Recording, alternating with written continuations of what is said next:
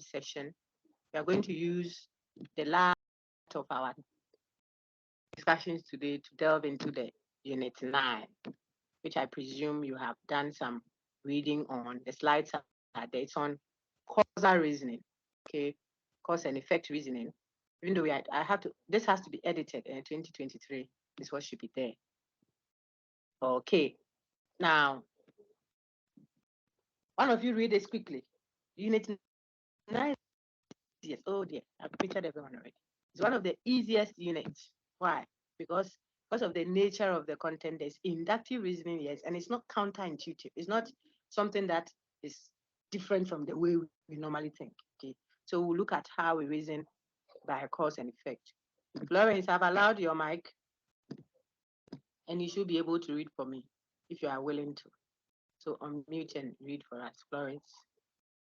Very quickly, so that we don't have a lengthy morning. Okay.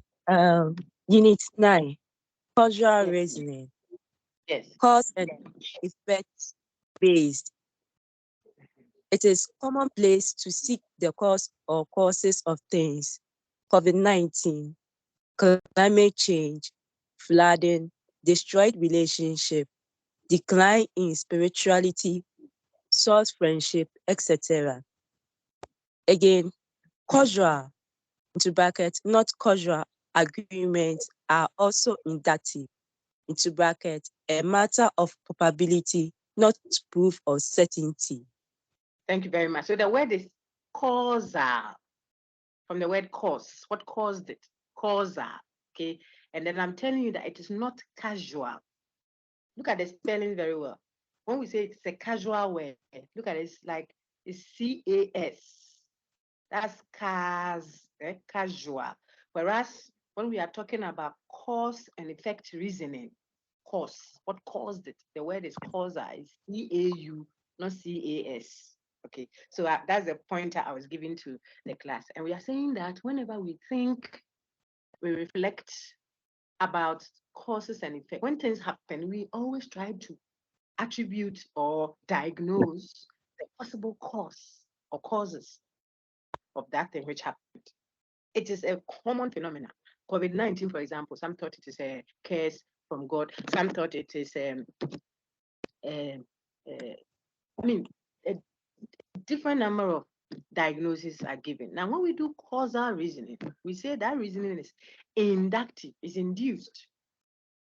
It means that the premises we offer, even if we grant that those premises were true, it will not necessarily mean that the conclusion drawn will be true also. We have done that in Unit 6.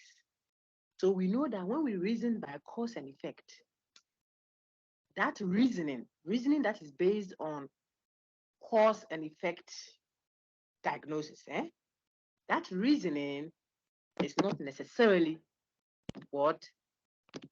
Deductive. It is not deductive. It is rather what? Inductive. Just like enumerative induction, which we saw in Unit 7. Just like argument based on sampling, argument based on analogy, which we didn't bother ourselves looking at them in Unit 8, okay? But we know them every day. When you compare two events, it can help you presume that something else will be the case, granted that the two similarities were there. We didn't bother to look at argument based on sampling. Better just disable your mic. Help me here, Help me so that you can feel comfortable and study. Not locked up, such that you can't even talk or comment. It's not pleasant. So please help me here. So on your screen, you will see that I have projected that. Climate change. What is causing the flooding in Accra? What is this thing that is causing relationships that are constantly destroyed? This sister, since January, she has been in more than 12 relationships already. And all of them, she introduced a person. 2 weeks later, Johnny Bravo is gone. What is the cause of this? Someone will say it is Yanum, the hometown. Someone will say it is her armpit. Someone will say it is a spiritual marriage. Someone will say it is, give me the diagnosis. She doesn't know how to cook, and so on and so forth. What all these people may be doing is her temper. She's too bad-tempered. He's a bad mouth. She has a very, very, very bad mouth. Okay, all that people are saying around this they are all trying to diagnose what caused it. And so we are saying that cause and effect reasoning is not a matter of certainty, it's always a matter of probability. Why did the brother slap the sister like this early morning at the trotro station? Where Miss my bed and our bosses and our swimming. Nobody know, see how the brother has slapped the sister. Now, who caused him? Then someone will say, I'm sure that maybe the sister insulted him. See, there goes a question. Oh, maybe they went for a timeout yesterday and the guy hasn't paid. And you see, she's going to say it. I see what the guy is doing. Another cause. Someone will say, maybe she has picked her pocket. Yeah, the guy has pulled her phone or something. So these are all what possible diagnoses. We are trying to suggest what could have caused. So cause and effect reasoning is not a matter of certainty. On our screen now, you see different connotations of the word cause. And now you remember connotation. It just means meaning. So different meanings that we can give to the word cause. When we say he caused it, sometimes we mean one. Look on your screen, please, respectfully. We mean proximity, proximate condition. Something that happened just before the effect. We can call that in a cause. It is the nearest thing that happened before the effect. When we finish, we'll critique. We are the critical minds, so we'll try to critique which connotations of the word cause can be justified and which ones can't have justification. So we'll diagnose causal fallacies. We'll try to detect errors in the way people are reasoning when they reason causally. Okay. But for now, just know the different meanings people could have in mind when they talk about cause. Okay. Then we can now do the problems we have with that kind of diagnosis of cause. So see, as soon as grandma entered the room, the light went off. You know how some people will say, "Oh, so cry, you cried as soon as you came in, you made the light go." You know, I want to speak it the way in our local parlance we speak. I think the person's body is full of electricity. Anita, I don't want trouble with you. Okay, as if the person's body has electricity. So when she came in, then there was a combustion, the lightning and thunder in her system. Maybe spiritually. Well, so the point is, when we say that he caused it, and all we have in mind is the immediate. Look on my screen, please. Immediate or the nearest in meaning. That which happened just before the effect is what we have in mind. Then we are talking about the proximate cause, the proximate condition that led. So maybe the sister already had a BP, and then she got an announcement, a news that, God forbid, something bad has happened to her child or something. And so as soon as she heard the news, listen, she already has a BP, a condition. But when you called and said, "Ubane, he said, hey," and then, she died. If you ask for the proximate cause, what immediately causes the call? The phone call. The person didn't manage the information well. Yes, she's dead. How do you present it? "Oh, mommy, are you at home?"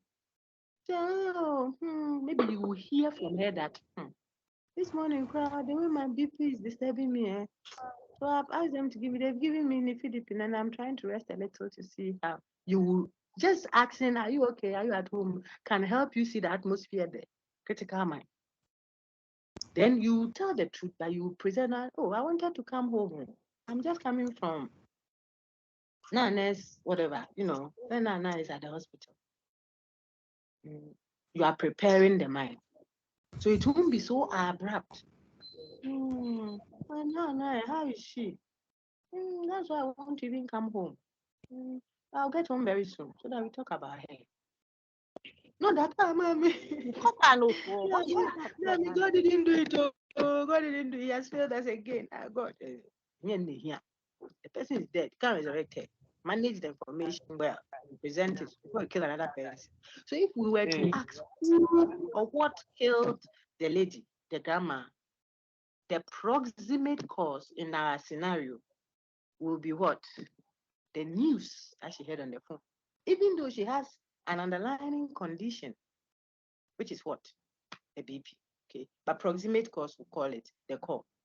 Okay. Now, what about agent? Cause as agent just means the person or entity with intention. Okay, so when we say University of Ghana has sacked him, or the computer system placed him at so and so place, an agency. The secretary gossiped about her and her boss sacked her. What caused the sacking? The gossip will be the immediate cause. Who is the agent? The secretary. I want you to get it. Okay. So causes can be agential, they can be proximate, they can be, look on my screen, necessary condition. A necessary condition means the condition that must be present. Must. Emphasis, must be present before the effect can happen. If it is not there, the effect will never come. That sounds more like what? Cause. When we say he caused it, don't you think that that one sounds more like a cause than when I say the one that is nearest in meaning? We are going to diagnose that short, but people have that in mind when they talk about cause. So necessity means without that condition, the effect will never come. Then it means it is necessary, like football, the Ghanaian football, and then the regular football, not American football. For you to score a goal, the ball, the full circumference of the ball must enter the net. Finito. If you like, you yourself, let the ball enter your own net. It will be a goal for the other team. But that is the necessary condition. It's not the dribbling. Can dribble. If you dribble and don't score a goal. Now goal, it is goal we are looking for. What will necessitate a goal, a win or a score, let's say score, is what? The full circumference entering the net or crossing the line, you see, right? Not dribbling, not how many fouls you committed, not how you can do dangbeshi. So if you do all the dangbeshi and then they finish, and the other team did nothing, all they did was to put the ball inside the net. That one goal will count as a score. They will score. So in football, there is a necessary condition. I'm just using that to help you see necessity. So a certain condition must be present before the effect. If that condition is not there, the effect won't come. That's what we mean when we say it was a necessary condition. Take note. How about sufficient? All these are different connotations of the word cause. Okay. How about sufficient condition? Sufficient condition just means a condition that if it is present, the effect will come. If it is present, the effect will come. But even if it is not there, something else can bring about that effect. Okay? If it is present, the effect will come. But even if it is not there, something else can bring about the effect. So it is only sufficient. It is not necessary. Let me say it again. If you eat plenty salt, what can I use? If you eat a lot of salt, you can get blood pressure. Or how do I say? Yeah, BP. But if you hear bad news too, you can get BP. Okay? So eating a lot of salt, okay, can be what? A sufficient condition for getting BP. It doesn't mean that whenever you see that someone has gotten BP, it necessarily means that a person ate a lot of salt. It could have, what's the expression? It could have arisen from what? Bad news. Person got bad news. Then after that, all the time there's hypersensitivity in his whatever, his breath. The point I'm making then is when we say it is sufficient, it means if you see it, that condition, then it tells you that the effect will come. But some other condition can also bring about the effect. It is not the only thing that brings about the effect, unlike necessary condition. Remember necessary condition? For necessary condition, when that condition is not there, the effect cannot come. Okay, that's the difference. I'll ask you, that's why I'm taking time to explain it like that.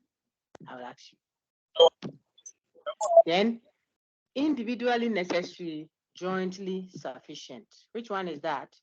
Okay, individually necessary, jointly sufficient. It means when they are all there, one, each one of them is needed for the effect to come. When you put all of them together, they become enough grounds. Look at photosynthesis. How plants prepare their food. They need sunlight, they need oxygen, they need carbon, they need carbon dioxide, they need chlorophyll, etc., etc. So all these individual things I've mentioned are necessary. Without one of them, the plant cannot prepare its food. Okay. When you put all of them together, they become sufficient, enough to bring about the effect. Individually, they are necessary. I'll look for more examples to address the point. Okay. But I think I put one there. The photosynthesis example is there. Okay. Then the last one is what? Cause as what? Probability, probabilistic cause. That one is just a matter of what? Likelihood. What caused the slap? I suspect that he has not paid her rent. The landlord was saying it and she has gone to talk plenty and they've given him a slap, her slap. That's a probability matter. Chances. Okay. Sufficient condition is that condition that if it is present, the effect will come. But another condition can also yield that same effect. What about necessary condition? It is the condition that says I must be present before the effect must come. If I'm not there, the effect cannot come with that. Okay, got it. Now the second part of our second part. Let me take questions if there are any before we move on to the 4 methods of causal reasoning. Very quickly. I'll lower all hands first and then you can raise it. That way I'm able to see quickly which hands are questions. So all hands are down now. If you have a question, raise your hand. Prince, go ahead. And Richard, be on standby. Prince, go ahead. Very fast, please. Fast.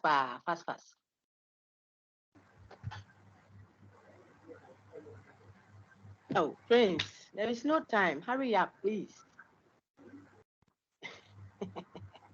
Prince George, you are muted now. Can you throw more light? Can you throw a little light on the network, sufficient condition for me? Sufficient means a condition that we describe as sufficient means that that condition, if you bring it, it will bring the effect. But without it, the effect can still come. It's too early, so I don't want to use certain examples. But if it will help people, then let me use it. If you bring, poo-poo into your hall, it is sufficient to bring what? Flies. Ordering. Perfect. But when you see flies, it doesn't mean necessarily that it was the thing that brought flies. You see, because mangoes can also bring flies. And fresh fish, very nice tilapia that are coming to use to do some fine Saturday banku tilapia. It's fresh, it's very nice. It's not like poop, but it can also bring flies. So the poo, sorry, I just wanted to use that. The poo is a sufficient condition for flies, but it is not a necessary one, like the goal scoring one that I used for football. I hope that helps.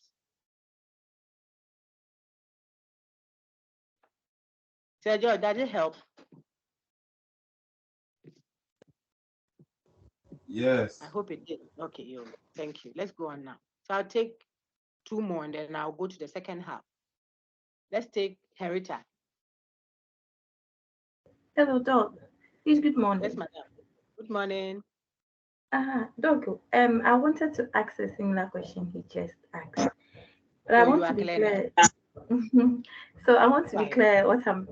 So that means that with the sufficient condition, if the cause is not present, then the effect will not be present. Fabio, it's for So that necessary. means, okay. What you said right now is for necessary. Okay, for necessary. Okay. And so that The one that means will. that, Sorry, go on, go on. okay, so that means that with the sufficient, if the cause is present, the effect might not be present. Okay, let me explain. See, the one we are calling sufficient is the supposed cause. What we are thinking that is the cause. But we are saying that it is that type of a cause which is only sufficient for the effect. Something has happened. We are trying to diagnose what caused it. Okay. And we are saying that if we diagnose the cause, and that cause is just one of the things that brings about the effect, then we'll say it is only sufficient. Because something else could have, let's say you came back from the office, very tired, working mother. As soon as you enter the hall, there's fresh fish. Maybe, no, there's flies. Let's use the one I use. So that there are flies all over your hall. Yes, and maybe we're even coming with guests, but they are waiting for you in the car to like walk them in. Friday, the embarrassment, so you are looking for your house help and the children. What is this? What is this? And then the girl say, Mommy, I don't know. I was cooking at the back of the house. I don't know that. The mommy sees that under the shoes of one of the children is a visitor. Please, I beg, it's too early, so I'm struggling to mention things. But I hope you, a visitor. Yeah. Children, you were teaching. And I beg you, come to spread it. You see that immediately, mommy will say, this is it. You see, this is the thing that has brought the flies. Take the shoes to the pocket and bring me some string now. I have guests. That is only sufficient because it could also be that the sister, the house help, has cut fresh fish. Please, you understand me? Yes, sir. In the kitchen. So the fresh fish too could have caused this. The things that have been soaked for so long and have not been washed, that smelly water too in the washing room there can also be a part of the fly. So there are 1,001 reasons that can lead to flies being in the room. But the one that we have found is the one under the shoe there, the children's shoe. So that is only sufficient. That's for necessary condition there. It means that if we found the shoe, the thing under the shoe, and that was the only reason that would lead to the effect, life, then we would have called it necessary condition. But that is not a necessary condition. So I used the football one to show an example of a necessary condition. You ask the brothers, they were the football. May I support? Ask them whether you can say you have scored. You can start jubilating because you saw how Messi dribbled 0 and 0 couldn't see top. You will clap, but that is not a goal. Goal the ball full circumference. Now they brought that their thing. So sometimes only part of the ball entered, not the full one. They'll go and check and make sure that the full circumference of the ball entered. And if it does, you will whistle, that's a goal. There is no other way of scoring a goal. That's the point I was making. So that one is necessary to scoring a goal. Whereas the pool, the presence of a pool is sufficient. A supposed cause. Yes, they are all supposed cause from start. Everything we are talking about is supposed because you see if you do philosophy, you see that even the one we are calling necessary condition, don't let us do philosophy, you'll be tired. Ask him, what is the necessity between sister and a brother married, getting busy at night? Oh, Brian, what am I doing? If you are selling, why are you talking to our class? How'd you go? You see that a brother and a sister will get busy. Sometimes the brother didn't intend to give birth. Just some small papa. No, the sister is pregnant. I'm telling you about cause and effect. Sister is pregnant. Meanwhile, another couple too, they take it like paracetamol. 2-3 times daily. Papa, papa, papa, papa. May you understand what I'm saying? Yet, Yes, yes, please. so many years, the people are not pregnant. Oh, please, madam, I don't understand it. Don't worry. I will explain it later. You, when you finish, send me a call. You won't understand it. You, this morning, cry, you have done that before you come to CJ. Say you don't understand. Is this not this answer? Yeah, I'm free. So you see, the point I was making, sister, is this. Pretense. How do we Pretense. establish? Yes, I'm I stay with my man now. It's I okay, stay it's with my okay, man. it's okay. I have disabled everybody's mic. Listen, there is no causal necessary connection, says Hume. He's a philosopher. David Hume says he doesn't see any necessary. Necessary means by force connection between a supposed cause and its effect. We all know that if you want to get pregnant, you don't go and stand in front of ATM machine and punch 22331. Then children will come, 2 children, 3. No. You don't do that. There's something you have to do. That's what we believe is necessary to getting pregnant. There has to be a meeting of sperm and the lady's ovaries or whatever ovaries. Now, this necessity is what Hume is saying. Who said so? People have been doing this pam 2-3 times a month. They're not getting pregnant. Others too didn't even plan. But is there another one? Papa, triplet. Another one, papa, quadruplet. The sister is coming. Just let each other. So where is the necessity? Think about it another way. So that you see the essence of Madam's question. Then you understand that cause and effect is inductive. It's not certain. It's not a matter of certainty. Okay, so that one we have already gone past it. You slap a sister. No, a brother is playing with his fellow brother and gives him a high five. Then mistakenly the high five hits his cheek. Come and see, brother. Hey, am I the one that slapped like that? Charlie, me, I don't like those things. He's angry. Yet, when the slapped hit me, he said, "Oh yeah, I'm going to slap me again." The same brother. Can you see what I'm trying to show you? The same brother, the same slap now. Maybe the sister's slap was. Oh dear. Maybe the sister's slap was even more painful than the brother's. But see how Kojo is reacting. When his fellow brother Kwame gave him a slap, he's angry, he wants to beat him up. But when the slave queen, yeah, baby, gave him a slap, he says, "Oh yeah, oh yeah." When he slapped him, let me when him. I saw that in the yes. So who told you that it is this the slap that made the person angry? Because the same slap, one person gives, he's happy. Other person gives, he's angry. You go and greet the landlady at the entrance there. You when you greeted the landlady, he said, "Shana when Chamana pay. Shana when Chamana." That means don't try to greet me this morning. I'm not on those terms. Greeting, the same greeting. When the other brother calls and say, "Oh, good morning," say, "Oh, hello, Mira. Go and come." Because she has noticed that you are after the daughter. I want to show you something. So there is no necessity, says Hume. This is philosophy I've done with you. He says there is no necessary condition between a supposed, that's why we speak that way, a supposed. We take it to be that it caused it. Who said that COVID was caused by a vaccine called, what is the name? How do you call it?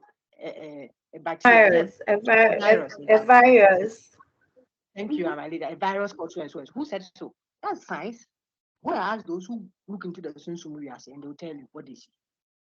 The Sunsumurias, those who can see in the realm, they'll tell you that it's because of the sense of this that has done this. Everybody has this. Whose own is? So I can go on and on and on, showing you, at least from Hume's perspective, it's called David Hume, an empiricist, querying the supposed necessity between an antecedent and a consequence. And so that is that one plus other several other. We are cautious when we want to say we have established with certainty the cause of something. No, the same thing influences our empirical study. If we think we know what causes something, necessarily no. It is always a question of probability.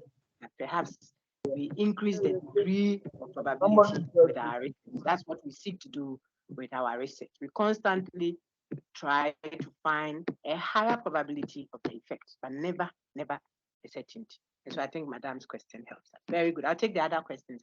Let's go quickly to some nice ways of diagnosing possible causes of things. And I want to disable them like a game.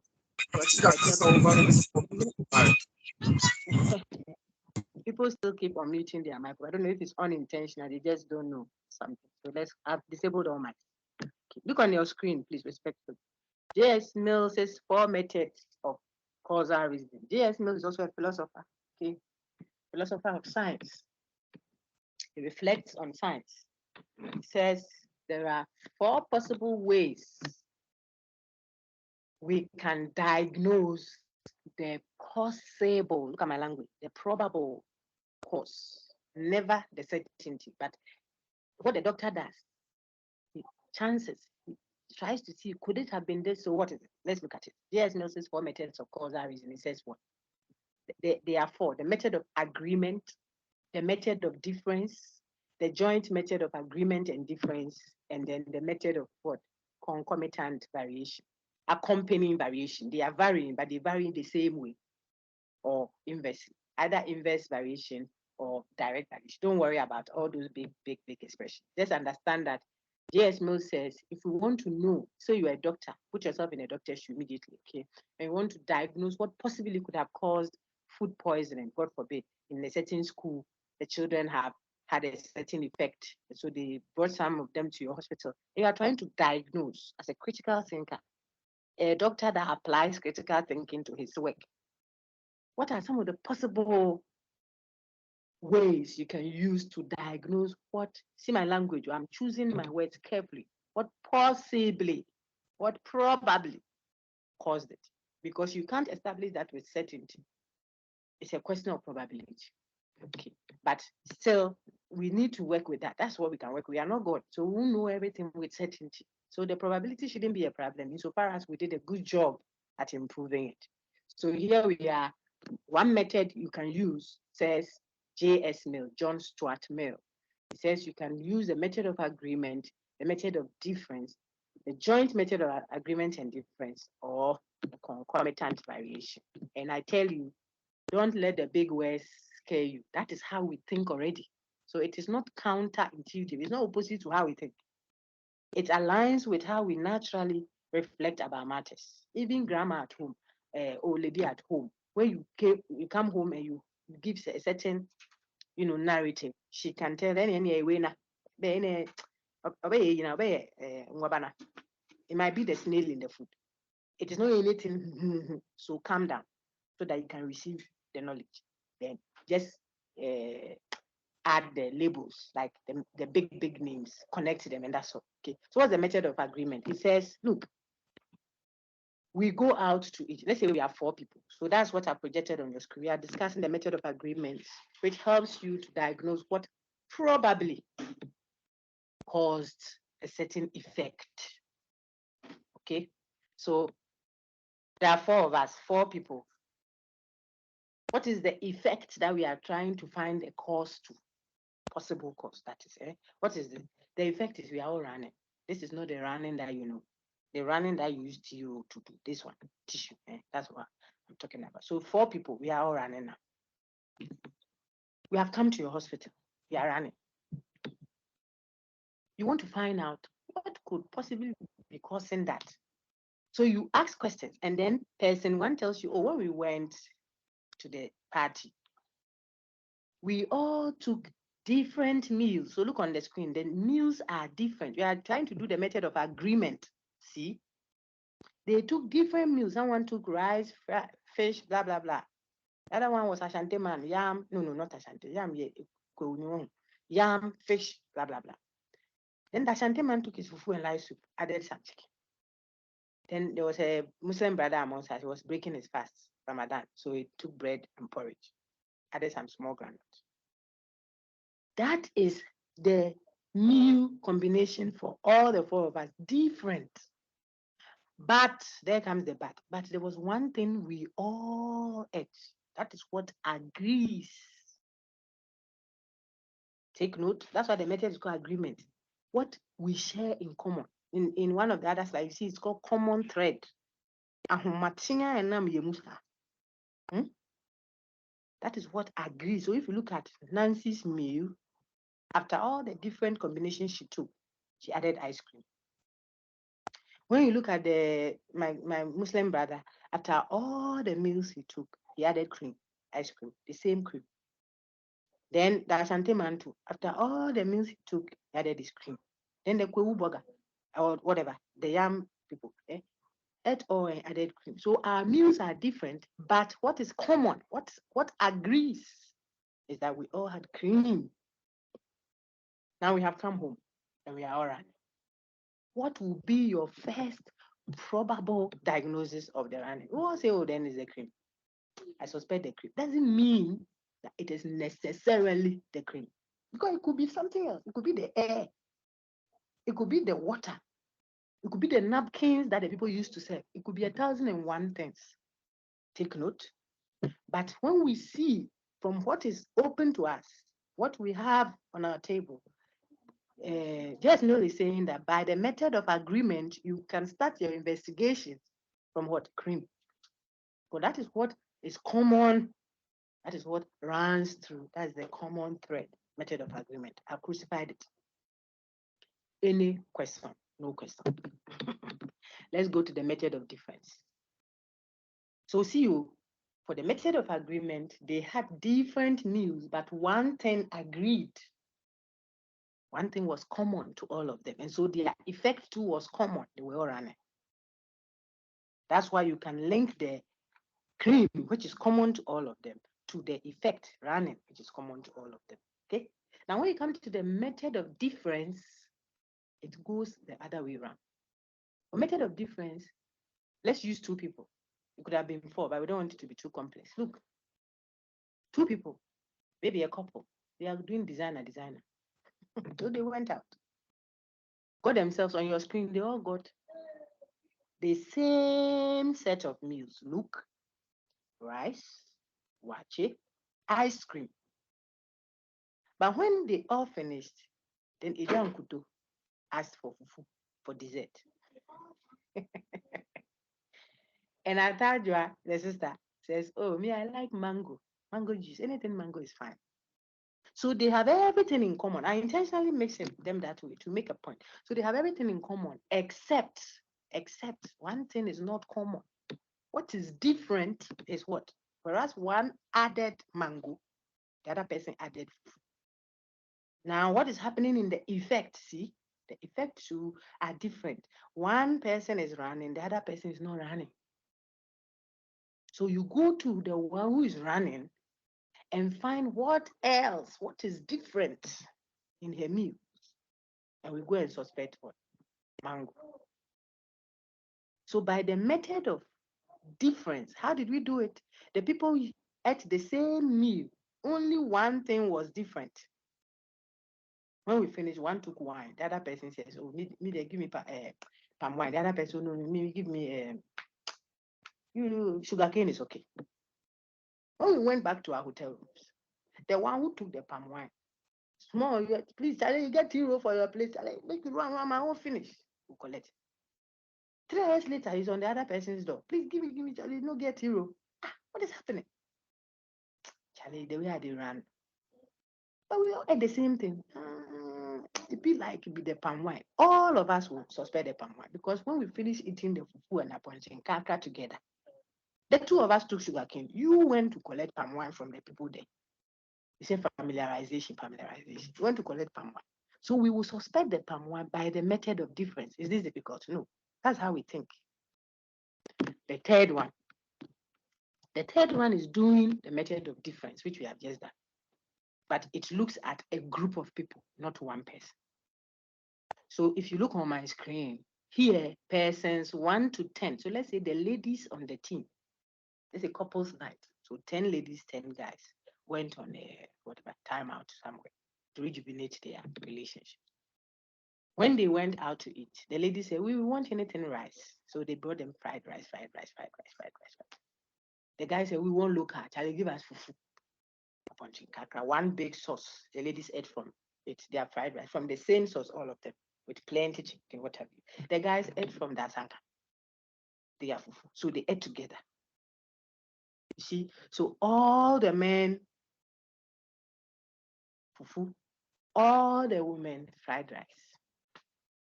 Then when they finished, watch, all the ladies requested for mango juice. They are becoming designer, okay? Mango juice. The brothers said, no, we there. Charlie, give us ice cream. I'm trying to show you. So it's a collection, not one like we did with person one and person two for the method of difference. We are still doing the method of difference, but we use a group. It is stronger. That is why it is called the joint method of agreement and difference. So within the men, they agree. Within the women, they agree. But when you compare the two sets, they differ. Which people are running now? Those who ate the mango. So when they finish, the brothers are watching the football and what have you. The sisters are asking for tea roll left, right, center. What is it? They had something else in addition that is causing all of them to run. So persons 1 to 10 on your screen now, look at rice, wachi, ice cream, and mango, and they are running. Whilst persons 11 to 20 ate the same rice, wachi, and ice cream, but this time they didn't add mango, they added when they are not running. So it is a method of difference, but a group. We are dealing with groups now. So 2 groups of people, which makes it a joint method of agreement and difference. Finito. It is stronger than if you did just the method of agreement alone or the method of difference alone. Then we go now to the very final one, which I like. I think we often see it with the allergies. Okay. So that method says it's called concomitant variation. The word concomitant means an accompanying variation, varying. It varies. So when you vary the antecedent, then it varies the effect. That is why we call it an accompanying variation, concomitant variation. What does it say? This one just says, look, you have gone for an event. When you came back home, we see some rashes on your skin. All of a sudden, it has spread on your skin. We are not sure. What could have caused it? What did you eat when you went? Oh, I ate banku and local stew with some. They put some crab one inside. You eat banku and local stew all the time. We don't see this on you, but it's crab that we don't often eat. Yeah.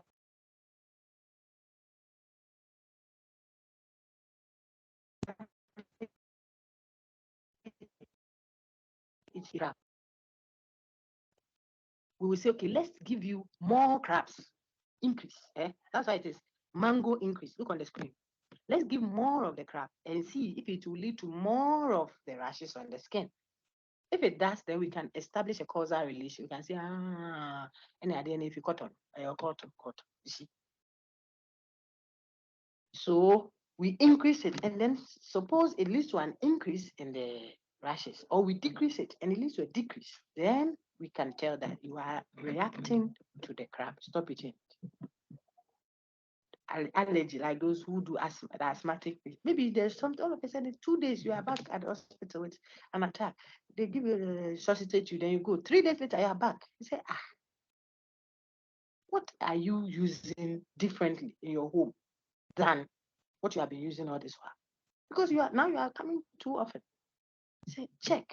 Not knowing, roommate has bought a new perfume.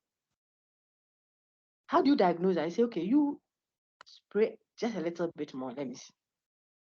You spray, and then the attack becomes frequent. Say, when you stop to, then the thing ceases for a while. It tells you then that there is a concomitant variation. It helps you connect and see what the possible cause of the running could be. So on our screen, if we added a little bit more of the mango, maybe when you went the first day at the conference, you took the rice, wachi, ice cream, they said, give me mango, top it up a little. Day one, you took 1 glass. When you went, you're going to the washroom, normally you had soft stew. Then day 2, you say, I want to check if it is the mango. So you say, give me three glasses. When you go, you are now turning the place fast. Then there is what? A causal connection is established. Is it difficult? No. So method of agreement, method of difference, method of the joint method of agreement and difference, and then the concomitant variation. Any question? Let me take some questions. I'll lower all hands first, and then I'll take them. Okay. And then I'll allow your mics. Very good. Gifty, go ahead.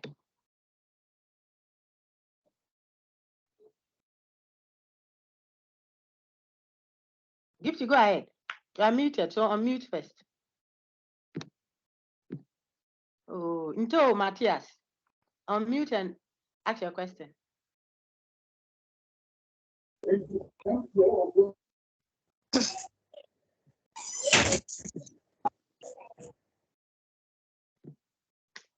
Hello. Please ask your questions. Go ahead. Okay. Can you please throw a little like a concomitant variation? So you suspect a cause, then you increase that cause. You suspect that it is that thing that is causing the effect. It's a suspicion. You want to establish whether your suspicion is grounded or not. So what do? You take in more of it. For example, if it's food, you take in more of it. Maybe in your neighborhood, there are a lot of mosquitoes there. No matter the repellent, the repellent you put on, these mosquitoes won't go. Mosquito, they won't go. So I'm trying to mute people because they are making it difficult to teach. Just 1 minute I gave you. See, come to stress me. My poor children crowd don't stress me like that. My people, why? Boss, please. I'm saying that so you got as a new brand of mosquito repellent. You rubbed some on yourself, and amazingly, you sat in your gardens the whole night till sometime 11. You didn't even remember that mosquito because they didn't bite you. And you said, could it be this new mosquito repellent is that good? Could it be the one? Okay, then tomorrow evening, I will put more on myself and will not spray the garden. What are you doing? You are trying to see if the more repellent you have on yourself, the more repelled, if you like, the mosquitoes will be away from you. And you do that, and the next day, you don't even see them in the compound, they are gone. You are just trying to establish a causal relation. So the more of the effect, suspected cause that you add, the more effect you see.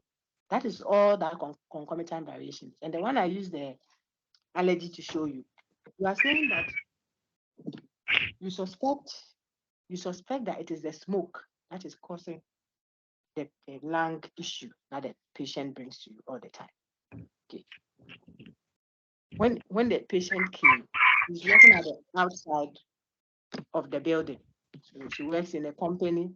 They carry the hand and what have you. There's a lot of dust there. And all that. Okay. On the water. It's very bushful to do this.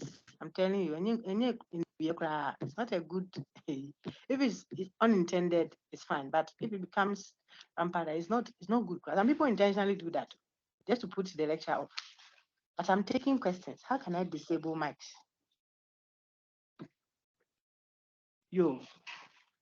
So you want to check and see if it is the dust at the place that she works that is causing the asthmatic attacks. The dust. So what do? You put more dust. See, you put more where she is, and then it leads to more attacks of asthma. Then it gives you an inkling. It suggests to you that then the connection of the rampant effect of asthma that she's getting is as a result of that thing. The skin rash one that I was talking about. Some people, when they eat snail or crab, like seafood of a certain type, then they react. You want to know whether it is the seafood that was put in her meal that brought those few rashes on her arms. You put more the next day. Say, yeah, I can buy me oyster. Adode. Please, when I can buy me adode or pusnam octopus. Then you eat it. Maybe the first days when it was just some small slice they give you, but the people didn't bring plenty.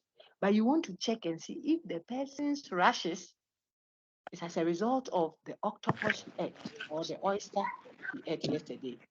This time, you give her more. That's all we are saying. Give her more of the oyster and let's see the effect. If it leads to more rashes on the skin, then it suggests to you that the rashes arise or come as a result of what? The oyster. It may not be it. It may be demons in your hometown that are at work. It's a possibility. That's why we have established that already. But for the scientific explanation of it, if you want to explain it scientifically, you will connect it to what?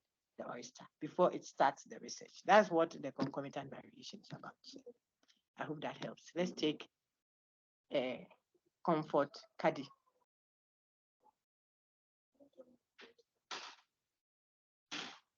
Comfort, unmute and ask your question. Go ahead. Everybody, please be by your gadget, eh? Please, the meaning of concomitant. What has it done? Comfort, what has it done? You want me to be a dictionary now? And say comfort. Am I a dictionary now? Madam, find some dictionary or Google something before I do my action. Let's take. How can I ask me the concomitant comfort? Action. Okay, let's take constant. Well, I'm just pulling her leg here. Comfort, just search, Google that, or just find it in a dictionary, and it will give you a more intricate explanation. Okay, it's an accompanying variation. So as you vary the antecedent, that's the suspected cause. As you vary means as you change it, alter it, either upwards or downwards. You take in more of it or less of it. It leads to more of the effect or less of the effect. So an accompanying variation, that's concomitant. Thank you. Let's take active. You're welcome. I like to teach people to share, not to give people feed. People don't see that.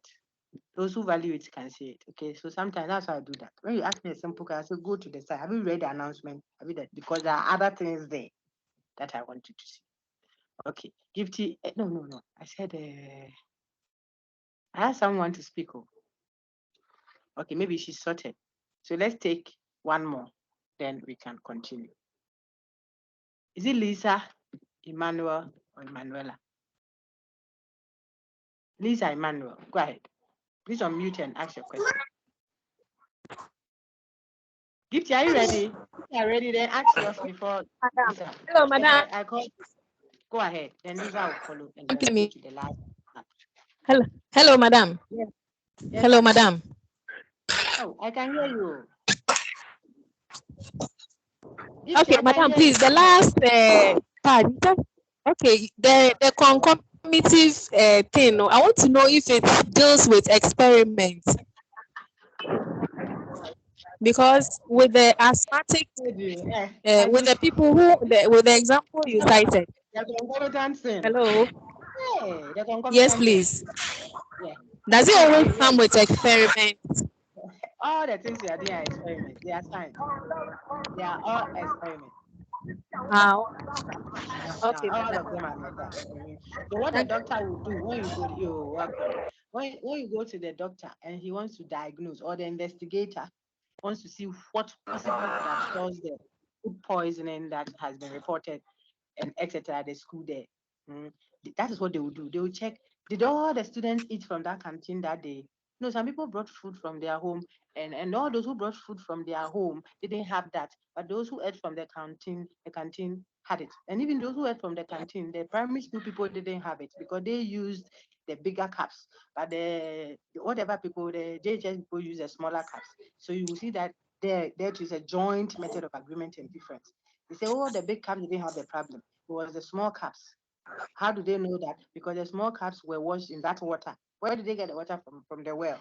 The big cups, we had already washed them. You use the tap water. So then they go to the well. So you see what I'm doing? From whatever to whatever. So from agreement to difference, to joint method of agreement and different. Then I want to check concomitant. Okay, then so the well water is there. Put it in the cup. When we put it, oh, there's acid in it. When we put it, oh, there's no acid. Oh, voila. Then the cause of the infection is likely from blah blah blah blah. It's all investigation, it's all science, all testing throughout. Okay, Lisa, go ahead. Madam, you muted my phone. You have answered it. Eh? Oh, Lisa, unmute and ask your question. It has been muted. You disabled me, madam. Ask your question. I haven't disabled. You are talking. You are talking. You say we have disabled. Hey, if I have disabled, okay, madam. Can hear you. Okay. Please, my question is still about proximity cause and the sufficiency cause. I want to know the difference between the sufficiency cause and the proximity cause. What is proximate cause? Tell me, sir.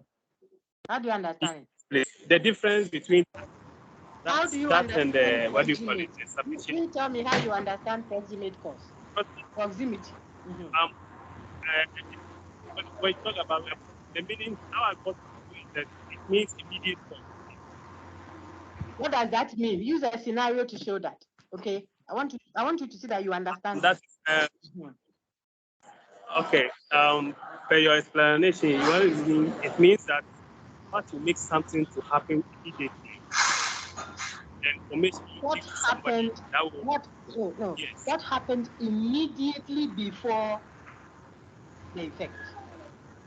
What happened immediately. So as soon as she entered the room, the light went on. For example, are you listening? Or when the black cat crossed our car, the car hit it. When I sneezed, I had go. I'm showing you, we are going to do the fallacy shortly. These are all talking about something happened just before another. So you say that thing that happened before it caused it. That's proximate cause.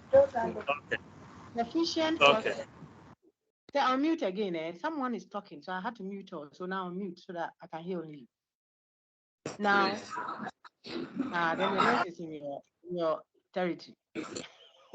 Lisa, is that your wife and children? Tell her that is busy. Okay. Now, when we talk about a sufficient cause, sufficiency there, it means it is that cause, the supposed cause that is, that if it is present, it will lead to the effect.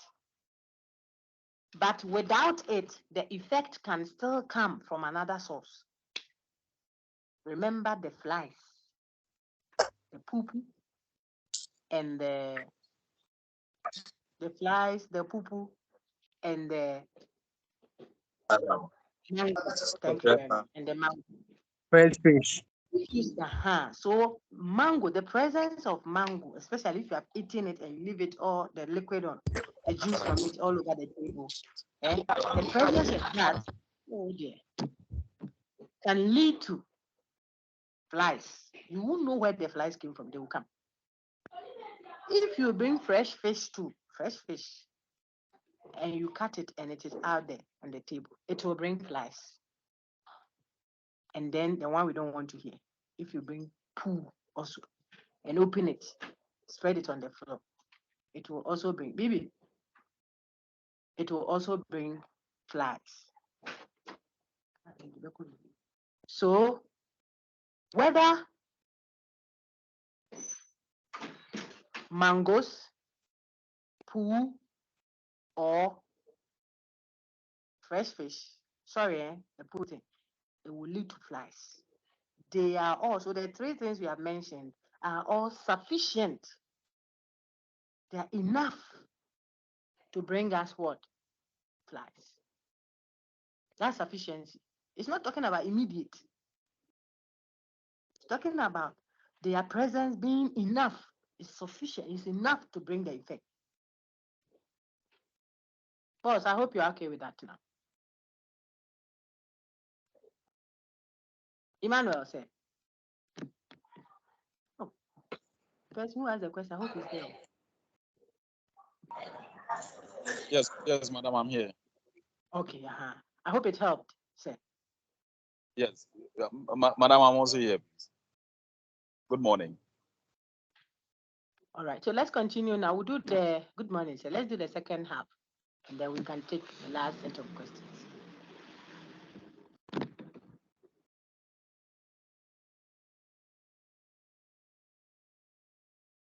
Causal fallacies, the last one, Unit 9, Activity 4.1. Errors in cause and effect reasoning. Post-hoc, ergo propter hoc. I want someone to read that for me.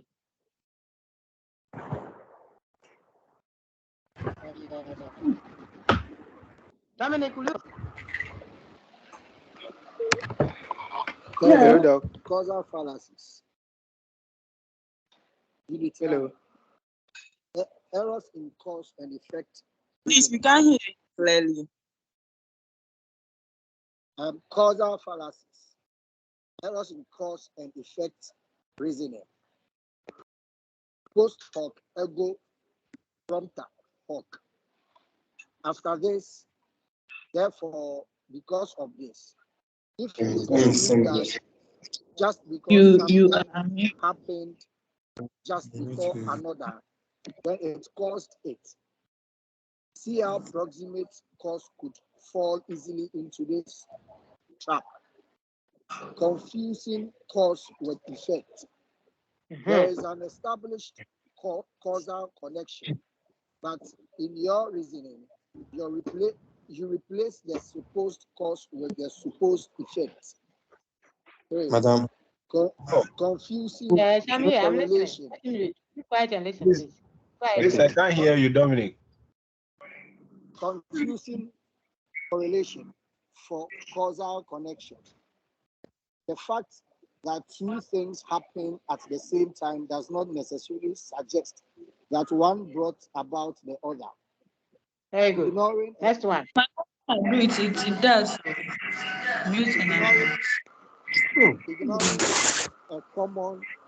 Ignoring a common underlying cause where there may be a correlation or connection, but not necessarily the cause, since there could be further conditions or events responsible for the effect. Very good. Genetic fallacy. Accepting, rejecting a view because of antecedent conditions like when and where it originated from. Well done, sir. Thank you very much. All those who had their microphones on, why do you do that? Eh? Oh, I don't know. Sir Dominic, so you read fine, and this is it, causal fallacies. Just like formal fallacies. Just like we see informal fallacies. That would be the last topic. Because I'm the one. And you are right. I'm married. When we treat formal fallacies, we hope to do that in 2 weeks. I think 2 weeks will help you. We will do formal fallacies in 2 weeks so that we'll have time to do all the 3 versions of formal fallacies. Of informal fallacy, the last topic. But you saw formal fallacies, that's fallacy that affirms the consequent, fallacy that denies the antecedent, etc., etc. Okay. Here we are seeing causal fallacies, and then we'll end with that. I can do that in 5 minutes, but you'll understand because we have seen all already when I was explaining the different connotations of the word cause, which your friends asked again for clarity. Post-hoc, ergo propter hoc. Big word, nothing much. It means after this, therefore, because of this. Post-hoc, ergo propter hoc. It's Latin. You know, that kind of expression. It comes after it, therefore it brought it about.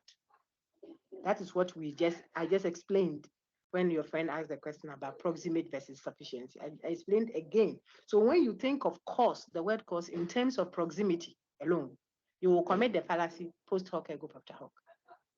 Okay. As soon as he entered the room, the light went off. Oh, as soon as I gave my son a spank, and that thing really happened. One of my children, I think it was Michael. Then, as I was going to play a penalty, and we were all anxious. My baby boy then will be disturbing me. Mommy, I gave him a smile. Oh, Mickey, on his bottle. Then I had go.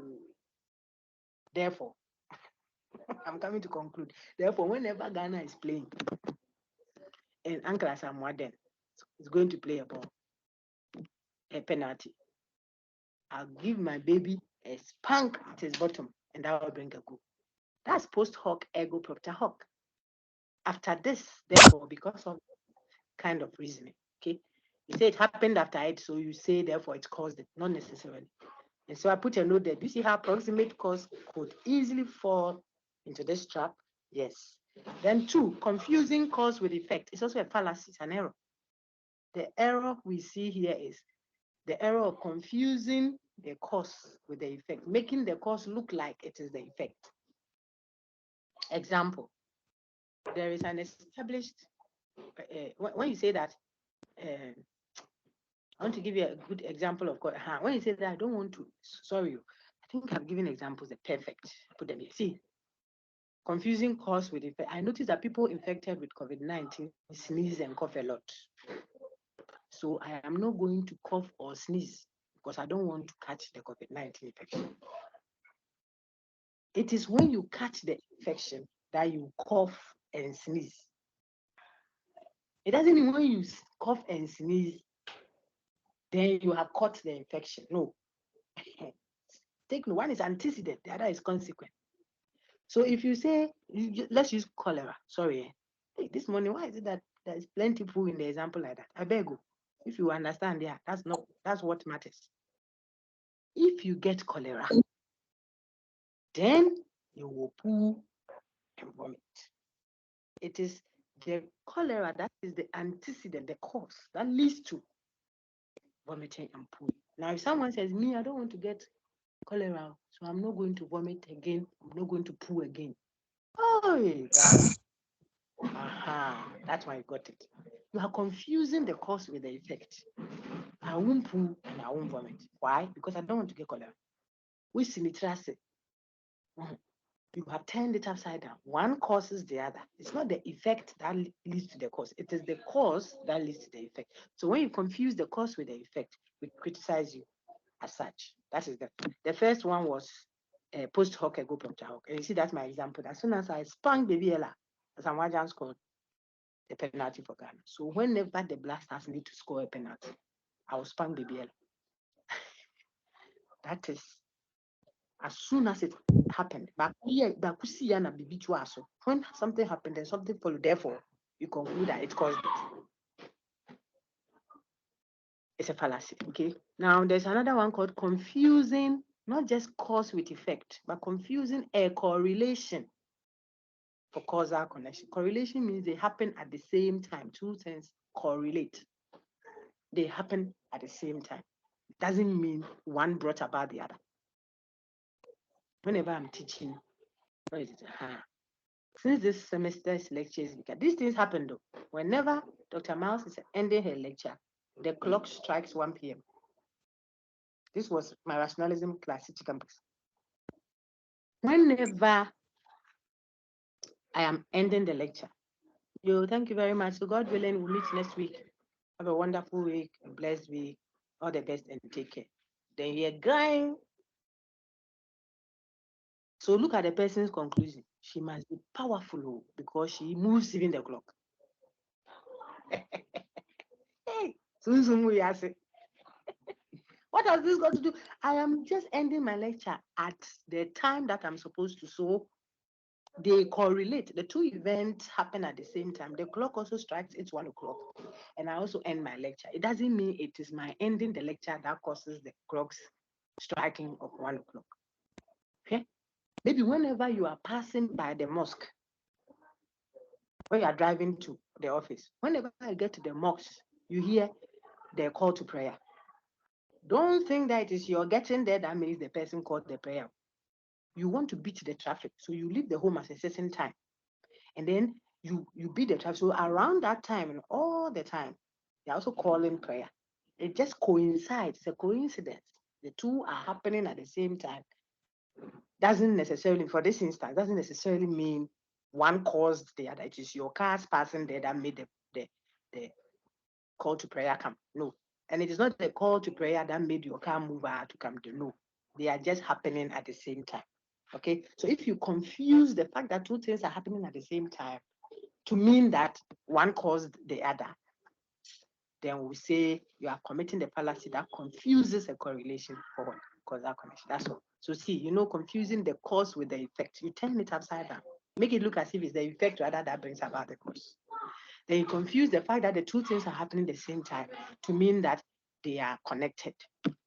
Then post-hoc, ego propter hoc, you know it now. Say it the way I'm saying. When you see I don't know if you have someone who is dear to you in the group, say, soon you see him, call him post-hoc. You also respond, ego propter hoc. When you finish and you get your A, you can forget everything that you have said. But for now, dear, na A na ya fife. You are looking for an A, so whatever legitimate means we can use, God help us. If you see your classroom, call him post-hoc. Me, you can call me propter hoc. For the time being, when we finish your course, don't try.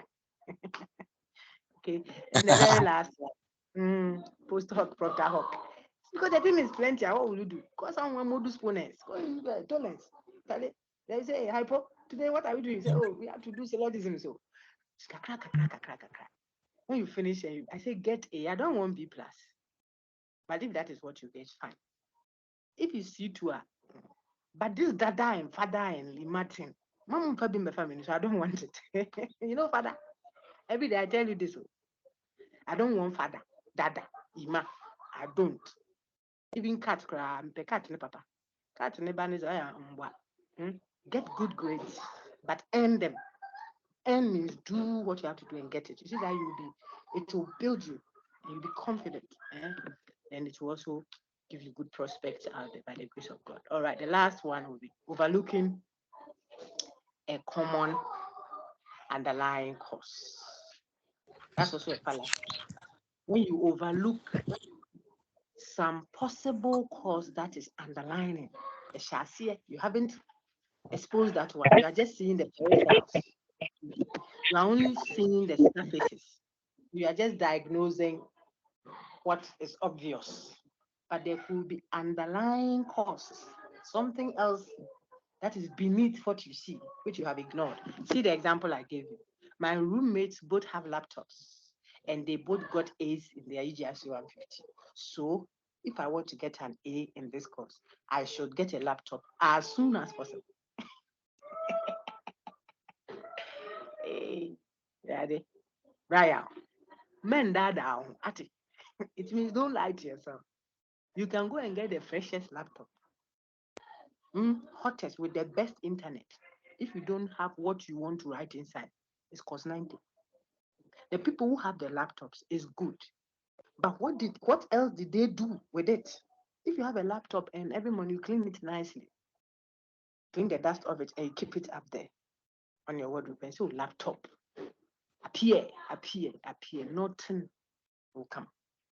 So it is not enough, there goes the argument, to diagnose the cause of they are getting the A to be because they had a laptop. Because people can have laptops, different versions of it. I tell you, maybe 3 or 4, and still, God forbid, get father neighbor. Father, there's fathers. There's father and papa who can get father neighbor. Whatever you do, it won't work. You see that I'm in a positive spirit this morning. Yes. So get the laptop, yes, but perhaps you are ignoring something else that is common to these two people that you are referencing. What is that? That maybe they studied with a laptop. Maybe they were praying together. You think it's not part of it? Maybe they don't sleep. They went download. Maybe they were attending tutorials. You don't. Maybe I'm saying. Okay. Maybe they engaged in discussions. So the laptop is only one.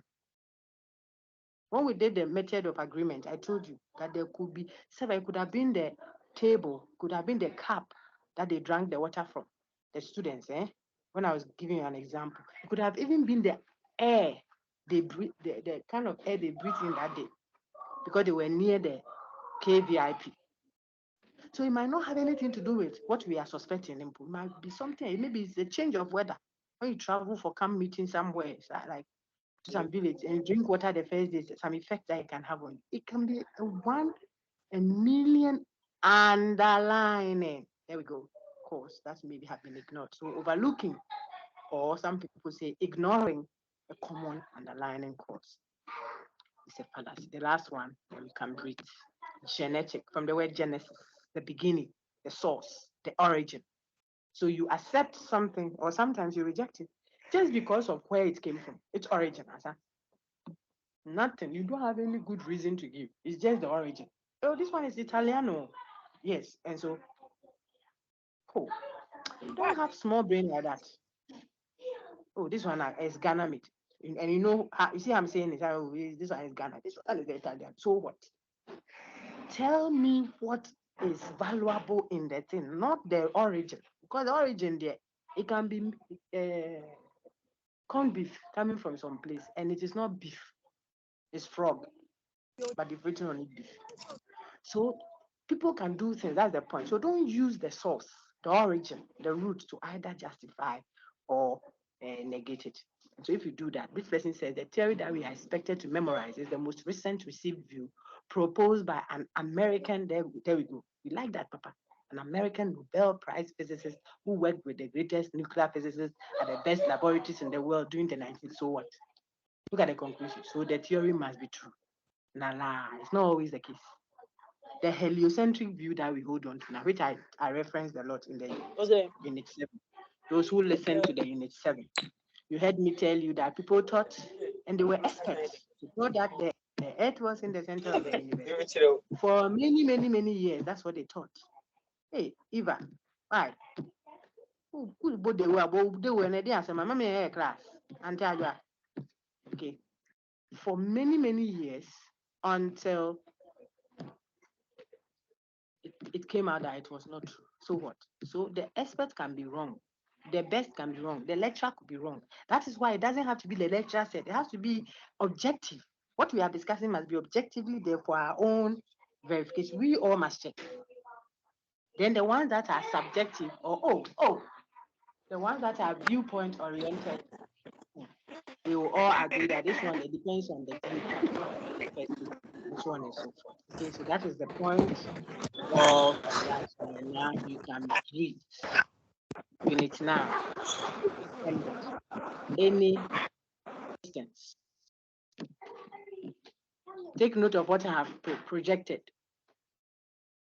It's on the slides, available to all groups, but I want you to see it again. Units for exam 6, 7, 9, and 10.